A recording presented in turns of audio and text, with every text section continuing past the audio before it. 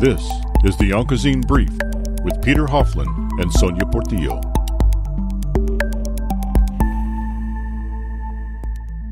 In this edition of the Onco'Zine Brief, we talk about medical debt. Everyone can be affected by medical debt. Even if you're covered by health insurance, medical debt may be something you have to deal with. Because let's face it, a catastrophic illness, including cancer, strikes people in all walks of life without warning.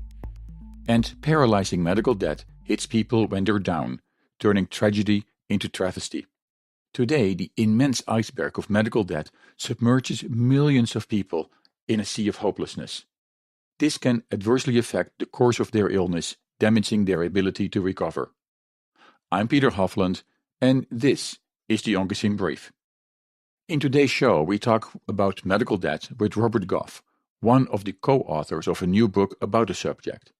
Goff wrote the book End Medical Debt, Curing America's $1 Trillion Unpayable Healthcare Debt, together with Jerry Ashton and Craig Antico. With more than 40 years of experience in the healthcare industry, Robert Goff is a recognized expert in care delivery, organization, and financing. His career spans a wide range of leadership positions as a hospital administrator, managed care executive, and consultant. And as an entrepreneur, Goff has been responsible for the development of numerous healthcare businesses, including one of the first for-profit HMOs in New York State, one of the earliest physician practice management companies, a chain of urgent care centers, and the first network model Medicare and Medicaid managed care plans in a secondary market.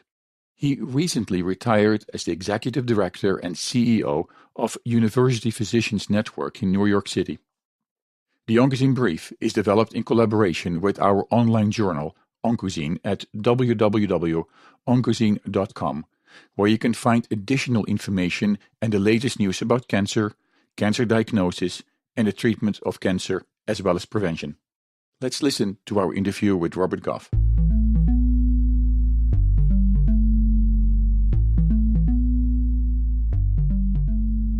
Here with me, Robert Goff. Robert is the author of a publication called End Medical Debt and RIP Medical Debt. Before we're going to talk a little bit about this book, Robert, can you tell me a little bit about your background and why this subject is of interest to you? So I have spent over 45 years in the healthcare area, in the administrative area. My clinical background has been in the end-stage renal disease area in particular. But over the years, regardless of what I was involved with, the issue of the affordability of healthcare has always troubled me. As we keep on getting more and more sophisticated, I am seeing less and less people able to afford either the care or the health insurance premiums. And we've had an ongoing debate in this country about affordability, which oftentimes gets away from what are our nation's goals in terms of health and health services for our population.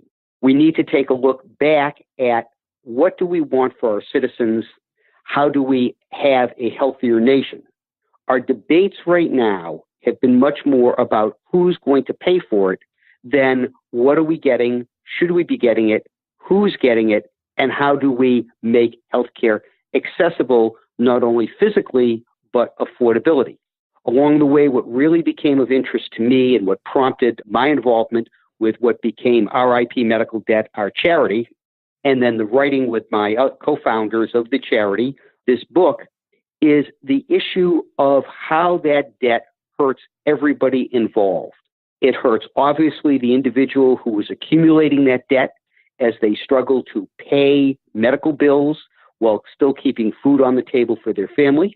But it also affects negatively hospitals in a community who may no longer be able to stay in business and keep their doors open. And it also hurts the physician in private practice who may be unable to remain in a community or provide services. So medical debt is something that has really become an enemy for all concerned. And that has fascinated me that we've gotten into this situation where we're visiting such financial pain on our citizens. Now, if you compare, there's a lot of talk about debt. Of course, we have the infamous credit card, but also mortgage debt. Right now is educational issues about people not being able to pay for that. If you compare the issue of those different categories of debt, how do you rank medical debt in that overview? So medical debt is very different from any other kind of debt. It is not a debt of choice. It's a debt of necessity. Nobody volunteers to be sick. Yes, everybody can do something to try to stay healthier, but in reality, nobody chooses to get cancer. Nobody chooses to have a heart attack. No one chooses these things, which then makes the debt one of necessity. We can make an argument about mortgage debt to say a person has chosen to buy a home and maybe chose poorly by buying too much of a home. Or a person even seeking education goes into debt. Maybe they could have built their education career in a less costly manner. Those are choices. Medical debt is very, very different because the people involved who consume it really have no choice. It's a matter of, if I don't have that medical procedure, the belief is I will not survive. Therefore, what are my choices? That's the big difference that accumulates. I think the issue of student debt is one that we also hear an awful lot about and comparable, but medical debt is the area that we have our focus on, and because of that necessity, it's not a voluntary act. Right. Well, that's obvious, very clear. And I think it's also good for our listeners to understand how serious this is when we talk about the issue of medical debt. Now, one of the things that you write about in your book, and I think it's also in the article that we've published in our online journal Onco'Zine, is that there is about a $1 trillion of unpaid healthcare debt in this country. Can you tell me a little bit more about that? Sure. So this is the accumulated debt really over the last 5 to 7 years that's been accumulated of individuals who not only haven't paid the bills, but it's unpayable by the individual. This is what has accumulated based upon high deductibles, on individuals who have been caught in the trap of out-of-network services that haven't been paid, where they do not have the resources to make payment of that debt. And whether they're expecting their insurance to, or there are gaps in the insurance, the reality is that every year we keep on accumulating more and more of that burden. Where we've gotten involved as a charity, RIP Medical Debt, is we seek to acquire that debt and using donated funds, abolish it. And by abolishing that debt, take the burden away from the individual, take that piece off their back, notify the credit reporting agencies, credit scores go up, there's a certain stress level of the patient that has been removed, and hopefully in the process, they will as well feel more comfortable interacting with the healthcare system. Now, there's an interesting piece that we use in our criteria. Medical debt, and most people don't know this, but hospitals, some physicians, take what they cannot collect after they've tried using collection agencies, and they actually sell that debt. They sell that debt for pennies on the dollar. They're happy to get what they can. The chief financial officer of the hospital says, gee, this is great. I just sold $10,000 worth of medical debt, and I sold it for $1,000. Well, what we try to do is buy that at the time it's being sold for pennies on the dollar so that we can maximize the impact. And to date, we have abolished in excess of $500 million of consumer medical debt. When we acquire debt, we look to abolish debt where the individual is no more than 2 times above the poverty level, where the debt is causing them to become insolvent, where the burden is greater than 5% of their assets. So what we seek to abolish by RIP medical debt is that which is burdensome debt on people that probably would pay it if they had the resources, not abolish for those individuals who may have the resources but have been able to dodge paying the bill. So it's been a very focused approach.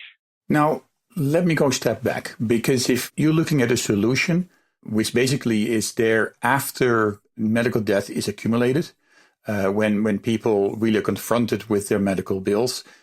I thought that, for example, and in this country there is a lot of discussions about that. We have in this country the Affordable Care Act. We have, some people call it Obamacare, health insurance. Everybody needs to have that insurance. Wasn't that supposed to be the solution to medical death or to being able to make healthcare affordable? So what we had happen is we've provided for the poor in this country through Medicaid. We provided for the over 65 population through Medicare. The population in between has largely relied upon their ability to buy insurance directly from insurance companies or employers' provided policies. What unfortunately has occurred is as the price of healthcare services gone up, healthcare premiums have gone up. As healthcare premiums gone up, employers and individuals have sought to reduce those payroll deductions, the increases in those premiums, by literally reducing the amount of health benefit they get. This is where we came back to deductibles, and the average deductible in this country now is about $2,000 for an individual. Plus, we've taken and have had less generous benefits, which has then given rise to things such as what we'll call limited networks or claustrophobic networks, where the insurance only comes in if the provider is part of that network. So that middle group of people that have relied upon the availability of commercial insurance have actually been put every year at greater and greater risk of economic exposure. Right now, individuals are paying out of pocket for about 30% of their medical expenses. That's after payroll deduction. Let's take a break.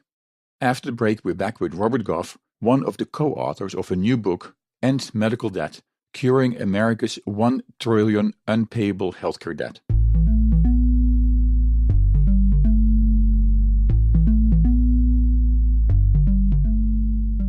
Each day, researchers make discoveries that bring us closer to the moment when all cancer patients can become survivors. Their progress is made possible with the help of clinical trials. Clinical trials are the brightest torch researchers have to light their way towards better treatments. And if you've been diagnosed with cancer, they may be your brightest ray of hope. Speak with your doctor and visit standuptocancer.org/clinical trials to learn more. Together, we can stand up for all of us.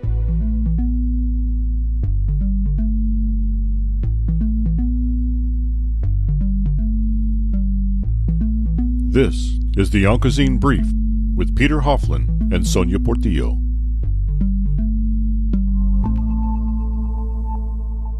And welcome back. I'm Peter Hofland, and this is the Onco'Zine Brief. If you're just joining us, today in the Onco'Zine Brief, we talk with Robert Goff about medical debt.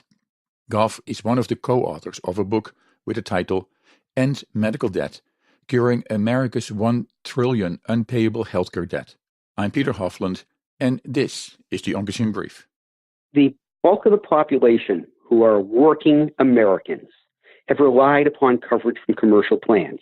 As I had said before the break, as the cost of that insurance has gone up because the cost of health care services have gone up, they have looked to reduce those costs by literally taking or having forced on them by their employer a greater portion of the cost, deductibles, limitations on benefits. And this is the growing part of risk that our working Americans are experiencing now. They are not only paying higher payroll deductions and higher premiums for the health insurance, but their exposure continues to increase as insurance products look to keep the premiums from increasing by becoming more restrictive. So the very, very common problem that is occurring and creating an element of medical debt is when an individual has a policy that says, yes, we'll provide coverage, but only if you go to our participating providers. Right. Hospital, and the physicians must be par, and everybody involved must be par. Well, if an individual shows up the emergency room or a family member shows up there, the concern is their health first. They'll worry about the bills later. And should they even be forced to ask the question, oh, you want to do surgery? Well, is the anesthesiologist par with my plan? Is the pathologist par with my plan? Is the radiologist par with my plan? Is the hospital par with my plan? And not getting the yes definitively back to those questions means the individual may find themselves without coverage. So what you're saying is that if somebody shows up for an emergency room or is going to maybe even an elective surgery if that is necessary, all the members of the care team, whether it's the doctor, the anesthesiologist, whoever is part of that care team, they all need to be part of the network of the insurance company before things are covered? That's correct, and especially in elective. Now, most policies have some coverage at least if it's been an emergency situation. But on an elective procedure, most policies require that everybody involved be par. So, the story is, you went to a participating hospital. You knew your surgeon was participating. Did you think to ask, is the assistant surgeon participating? Did you think to ask whether or not the anesthesiologist is participating? What about the hospital pathologist? What about the hospital radiologist? And it's very insidious, in particular with hospitals, because hospitals grant monopolies to the radiologists, the anesthesiologists, the pathologists, the emergency room physicians, and the hospitals most times sit there and say, well, we are not involved. There's a story that I make mention of in the book about a woman who had a premature baby, and terrific, wonderful, hospital was par, her OBGYN was par, but the neonatologist who has an exclusive to staff that hospital isn't par, and the insurance company said, well, we'll pay $50,000, and the bill was a couple $100,000. That's the kind of exposure people have with the current commercial insurance policies that are there. And that's one of the great things that we wish to do with this book is warn people. People don't pay attention to their health insurance policies until they need them. And then it's too late. No, I can imagine. And I think it's also a good warning for our listeners that if they were elective or what kind of surgery, even or what kind of procedure they need to undergo, it's important to check those facts. If you're not sure and if you have an insurance, where might somebody find that particular kind of information? So every policy should have a benefit summary page that lays out rather simple English what is covered and what the limitations are in coverage. And if there's any doubt, get it from the HR department of the employer, ask the insurance agent if you have one involved, or even call the insurance company direct. Oftentimes you can find this on the website, and it will say, coverage 100% in network, or it will say 80% in network, 20% out of network.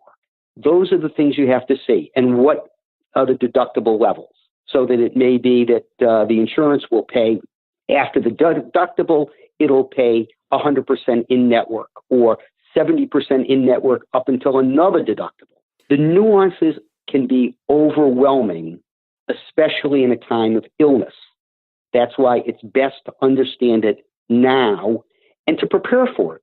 If you have a policy with a $2,000 deductible, plan on it. I hate to say it, but put some money aside.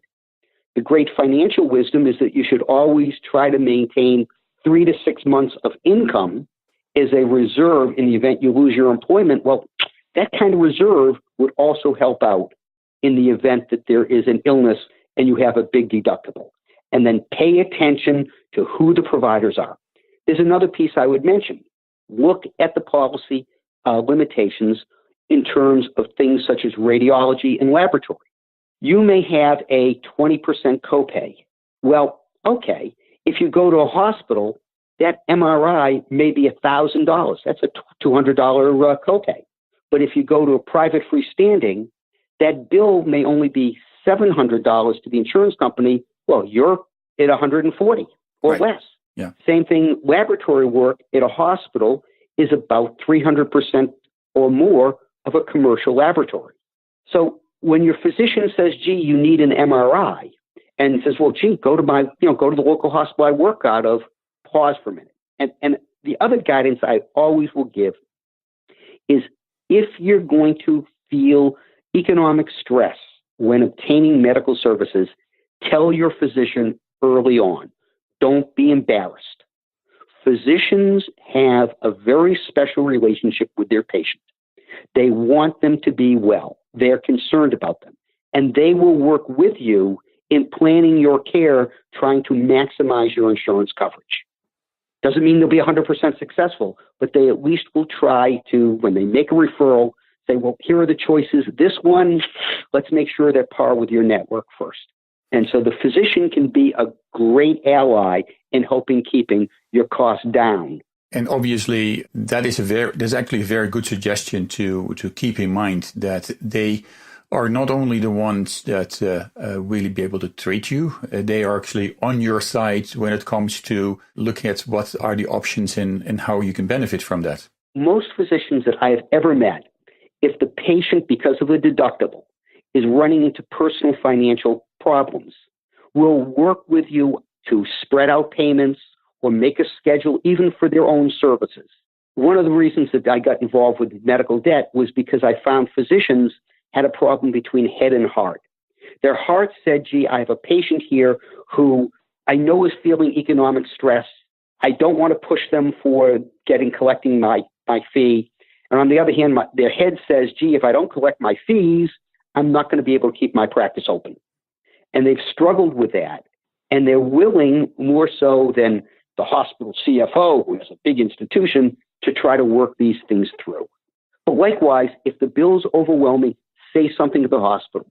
You may be eligible for the hospital's charity programs and resources that they have. So don't be afraid to say something. The worst thing you can do is keep your mouth shut and not get the care you need. So it is always the primary thing to make sure that you do get care. Obviously, that's for your health, and the financial health goes hand in hand with that, obviously. Now, Robert, you wrote a book together with co-authors, End Medical Debt. From the book, but also from the information that was given to me before the radio show, I understand that you do not necessarily, as the different authors, agree with one another 100%. Tell me a little bit about that. So the three of us, Jerry Ashton, Craig Antico, and myself, have very differing views in terms of where to go with the whole issue of providing health care for Americans. And that made some interesting conversations. What we try to do is stay from a factual position. Craig is very much more on looking for Americans to take a higher degree of personal responsibility, including personal financial planning, including dealing with how do they lead healthier lives. Jerry Ashton has a much different view. He is much more of a Medicare for all, let the government take care of it. He takes the view of healthcare is a vital service, and the taxes pay for police, which are a vital service, and fire, which is a vital service. So why do we make people who become ill pay for a vital service when they're ill? I have a bit of a different view in terms of that, and it's part of where I come in my objections and concerns regarding the Affordable Care Act, which some people call Obamacare. And then there are facts regarding Medicare for all that I think a lot of people are talking about without knowing what they're talking about, quite frankly. I view the whole issue that I see is one of cost. If healthcare didn't cost as much as it did, it would not be resulting in the kind of premiums we have and the lack of coverage issues and the unaffordability of healthcare services. Let's take a short break here, and then we talk some more about medical debt with Robert Goff, one of the co-authors of a book, End Medical Debt, Curing America's $1 Trillion Unpayable Healthcare Debt.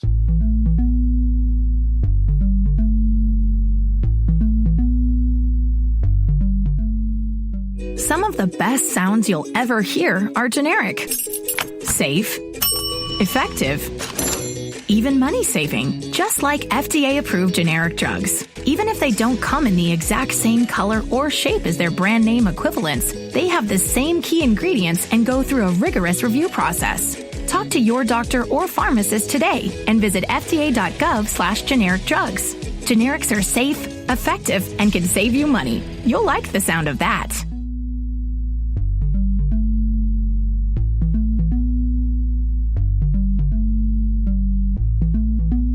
This is the Onco'Zine Brief with Peter Hofland and Sonia Portillo.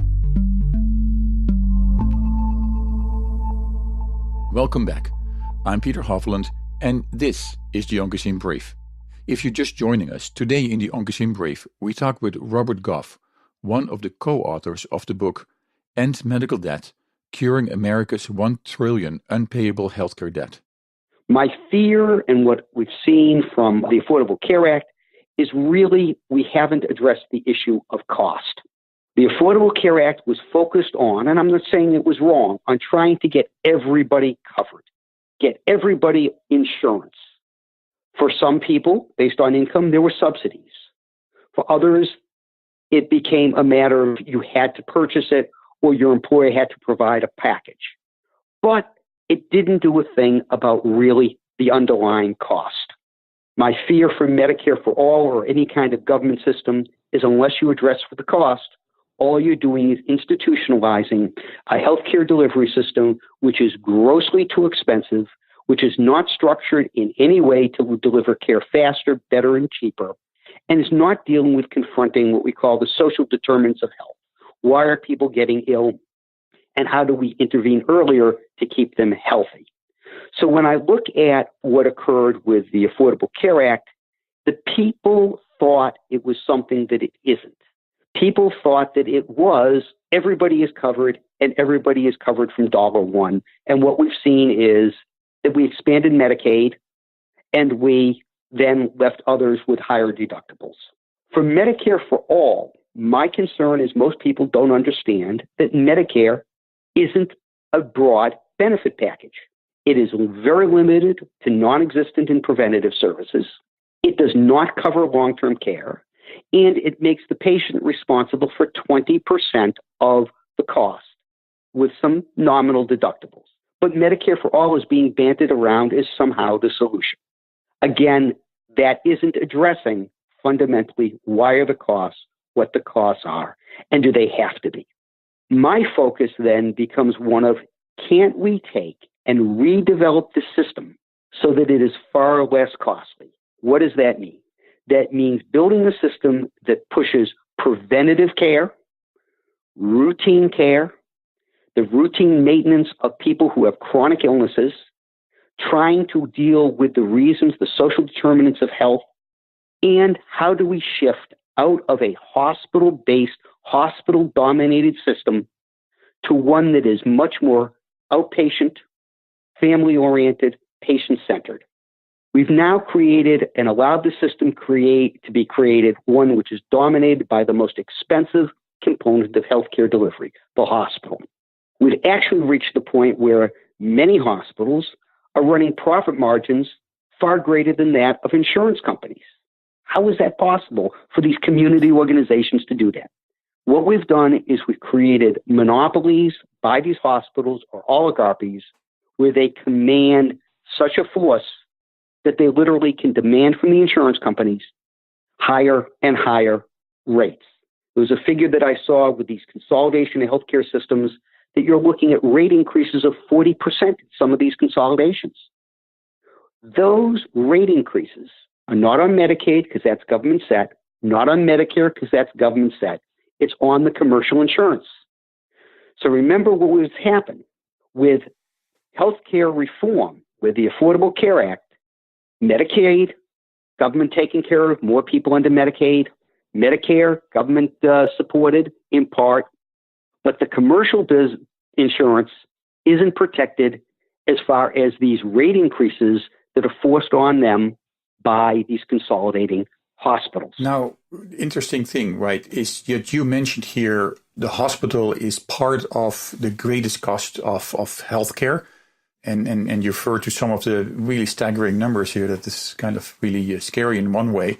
But if you hear people, and often the media is part of that, I mean, and in this program we've been talking about that a lot in the past, people always have the understanding that the affordability of healthcare starts with, for example, drug prices. Now, in a past program, we were talking to somebody from a pharmaceutical company.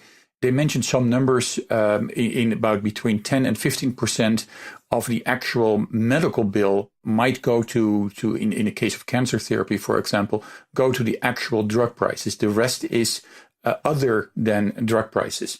Where you are standing, I mean, how do you look at those numbers and what should people really know about that?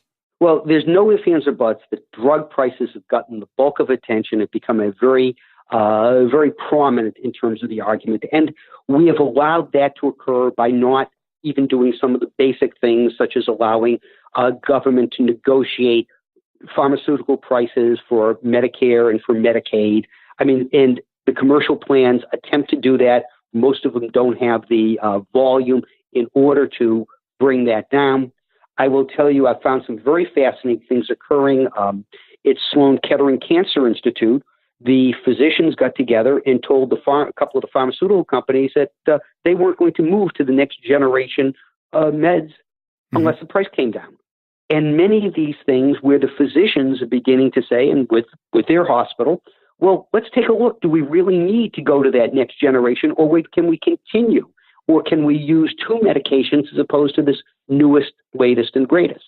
You have a similar type problem with the drug companies that you have with hospitals, and that is the oligarchy. If there's only one or two manufacturers, they have the ability to increase the prices without that competition. That whole area of how long should a drug have the exclusivity, the copyright protection needs to be looked at. We have to take a look at how some of these drugs are being promoted. There's an old number around, I haven't seen a new one, that pharmaceutical companies are spending over $30,000 per physician per year in promoting their drugs. It becomes overwhelming. And by the way, the public also has a role in this, because if you talk to physicians, a lot of the demand for a script comes from the patient who saw that ad on TV. I was reading an article about what is the impact of patient satisfaction systems on prescription writing. And physicians who are rated by their patients actually prescribe more prescriptions because the patient is asking for them. And it's kind of like, well, I got to get my satisfaction scores up. I mean, I'm going to be rated. My compensation may be adjusted. You know, we have a problem in pediatrics that we've moved to so many pediatric antibiotics that many children are becoming immune to the routine scripts because they've been given so many antibiotics over the early years. We have to understand that on antibiotics, it doesn't work on a virus. It only works on bacteria. But the parent is demanding the script. The physician says, gee, it's easier to write than to, and it's not going to do any harm. Well, it's created harm. It's definitely creating harm in the fact that you treat somebody with something that is not made for that particular disease. Look, patients have to be their own advocate, and I respect that, and any quality physician respects that as well. Physicians have to become educators much more, and I know that's a problem when they're trying to see the volume of patients that they're seeing, but they have to educate the patient of when the drug is right for the patient and wrong for the patient. The antibiotic example is very clear. Giving antibiotics when a person has a virus is going to do absolutely nothing for that virus. The patient may feel good, gee, I got a script. The doctor may get a better score in their Press-Ganey patient satisfaction study, but they haven't done right by the patient. The amount of pharmaceutical advertising is absolutely incredible, and its goal is to influence the patient to ask, the patient to push. Doctor, what about? I found that quality physicians will say, this is why I'm prescribing this. Yes, it's not the name brand, it's generic, or it is the earlier generation because it will do just as well. It doesn't have the side effects of this or that, or quite frankly, the side effects are so mild, I can save you a lot of money by ordering this script as well. You know, that to me is a real problem that we have, and I'm not sure, quite frankly, whether or not the pharmaceutical advertising should have ever been allowed. I think it becomes far too much noise within the system, but the pharmaceutical companies are advertised because it works, it promotes. Now, you mentioned the colonoscopy. I would put in, whenever I have a chance, I'm a firm believer in colonoscopies. It's not that bad. It's a ritual and as a matter of fact, what we're finding now is that colon cancer is actually becoming more common in younger people. So it used to be at age 50, the colonoscopy was the ritual, that you've reached that point. The reality is we're now seeing cancers in 20 and 30-year-olds that we never saw before. Whether it's related to diet or environment, nobody has really fully studied. But it's a real must because our ability to treat colon cancer when it's caught late, we don't do well. The patients don't do well. It's much easier when the person is having the colonoscopy to, one, be checked out. Also, the polyp in a precancerous state can be just nipped right there during the procedure and done. So it's well worth it. The inconvenience of losing basically a day in one's life, it's very much worth taking that effort.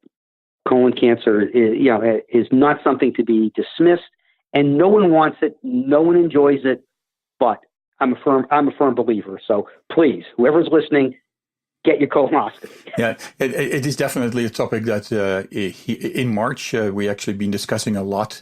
March was National Colorectal Cancer Awareness Month. So it's definitely a very important subject for people to get screened and to understand that screening may help them to avoid the cancer. And in contrast to different forms of cancer, colorectal cancer can be avoided if you are getting the right treatment on time. And in the pre-cancer situations, polyps can be removed and doctors can actually do what they need to do. So that's a unique way of colorectal cancer. Let's take a short break. After the break, we're back with our interview with Robert Goff. I'm Peter Hofland, and this is the Onco'Zine Brief.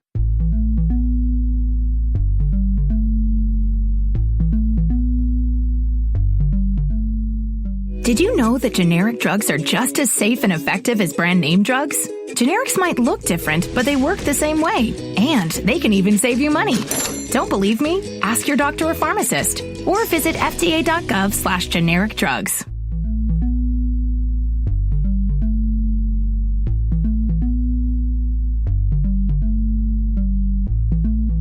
This is the Onco'Zine Brief with Peter Hofland and Sonia Portillo. And welcome back. I'm Peter Hofland, and this is the Onco'Zine Brief. Our interview today with Robert Goff, one of the co-authors of the book End Medical Debt, Curing America's $1 Trillion Unpayable Healthcare Debt, was originally recorded in March 2019.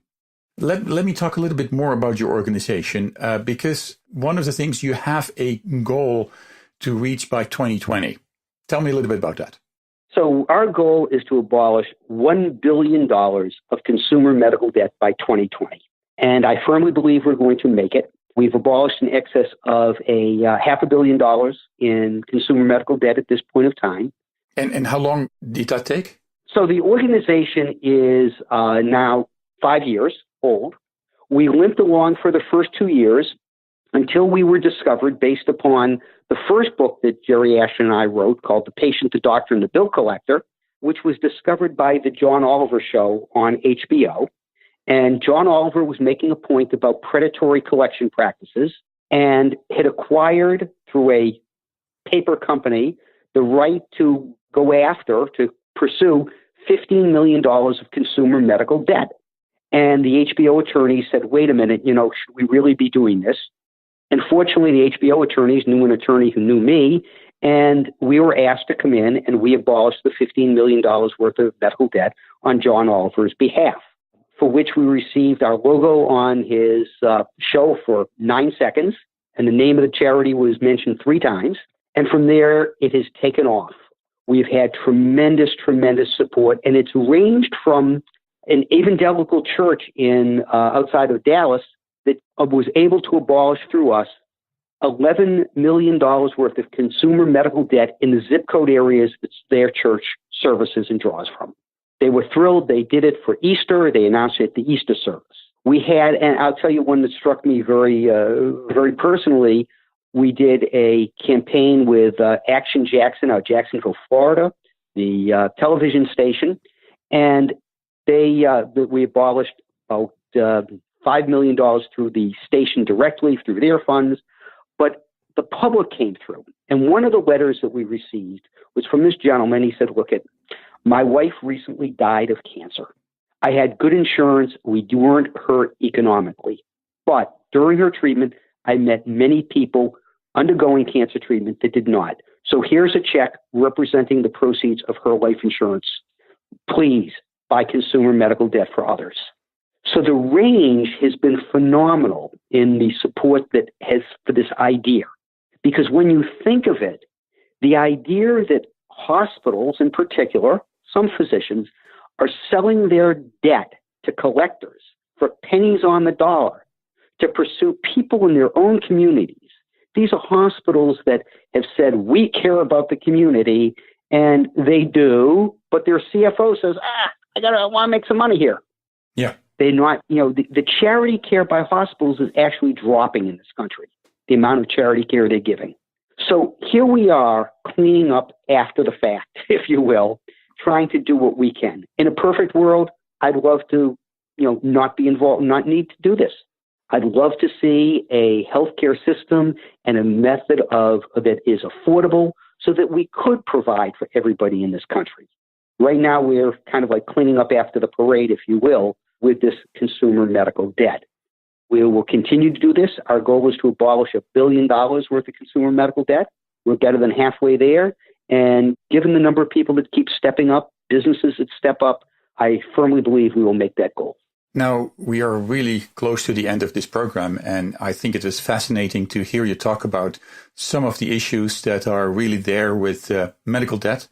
I think most of our listeners also are completely unaware of this fact and how it may impact them, or if it doesn't impact them, like the gentleman in Florida you refer to, how it may impact the community. It's really an eye-opener, I would say. Now, you provide a charity service by eliminating the medical debt. That money comes from somewhere. So if somebody hears this and says, okay, well, I think this is a fantastic way to help my community, what can they do? How can they contribute to this? Is there a need to contribute? How does that work? Well, the need is definitely there, and they're definitely welcomed. And I would invite them, urge them, welcome them to contact us through our website, www.ripmedicaldebt.org. And we have the history. We have all of our details on that site, as well as examples of campaigns that people have run for their communities. And we have worked to support those campaigns, doing the backroom work of acquiring the debt. And so we welcome all contributions are very, very much welcome, appreciated. We believe we leverage those dollars because we buy it as it's being sold for pennies on the dollar. And, to be able to have that kind of an impact on individuals, the stories that we get back from people, the burden that we've relieved is really, really heartwarming.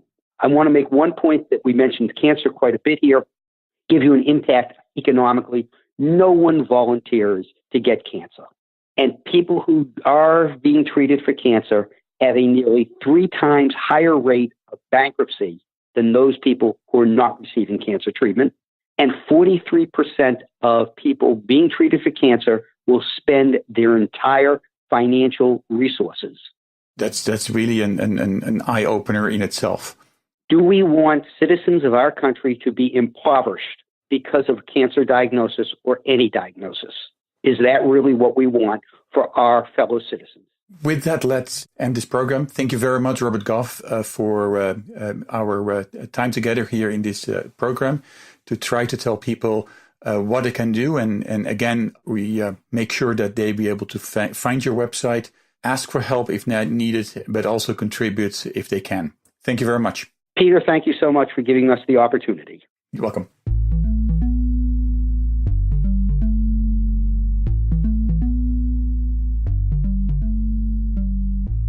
If you want to know more about the effects of medical debt, check out Robert Goff's article in our online journal Onco'Zine at www.onco'zine.com. In this article, with the title "The Fear Insurance Will Not Cover," Goff writes about the problem and how we got here. He writes about the impossibility of making insurance coverage broad and affordable when the cost of medical services is so prohibitive. Also, you can order his book, End Medical Debt, Curing America's $1 Trillion Unpayable Healthcare Debt, via Amazon and Barnes & Nobles or via Onco'Zine. For us here at the Onco'Zine Brief, we want to thank you, our listeners and underwriters, for your ongoing support. Thanks to your support, our program now has a wider reach with distribution via iHeartRadio, in addition to PRX Public Radio Exchange, and in the United Kingdom and mainland Europe via UK Health Radio. You can also download our program via iTunes. In Arizona, you can listen to the Onco'Zine Brief via Independent Talk 1100 KFNX, one of the top 10 radio stations in Arizona, reaching almost 5 million people throughout the state. For more information about that, check out our online journal Onco'Zine at www.onco'zine.com. To help make this program possible, please visit our page at patreon.com/The Onco'Zine Brief. That is patreon.com/The Onco'Zine Brief. Your support for this program is important. It allows us to bring you interviews with experts involved in the development of novel diagnostics and new treatments. So please visit our page on patreon.com/The Onco'Zine Brief. If you're living in the United States and want to receive our newsletter, text the word cancer to 66866, and we will make sure that you'll receive our newsletter, which includes an overview of the latest news in oncology and hematology. Thank you all, and thank you for listening, and join us again for our next episode. I'm Peter Hofland, and this is the Onco'Zine Brief.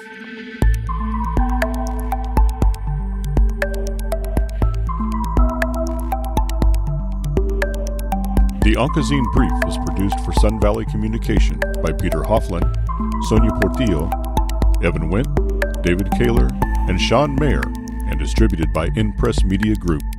Support for the Onco'Zine Brief comes from listeners of this station and our commercial underwriters and advertisers. For more information about underwriting and sponsoring options, contact Sean Mayer in California at 949-923-1660 or visit our website at onco'zine.com/underwriting. The Onco'Zine Brief contains health and medicine-related information and is provided for educational and entertainment purposes only. The content is not intended as a substitute for professional medical or health advice and does not replace your doctor's advice. Your doctor is the best person to answer questions about your personal health.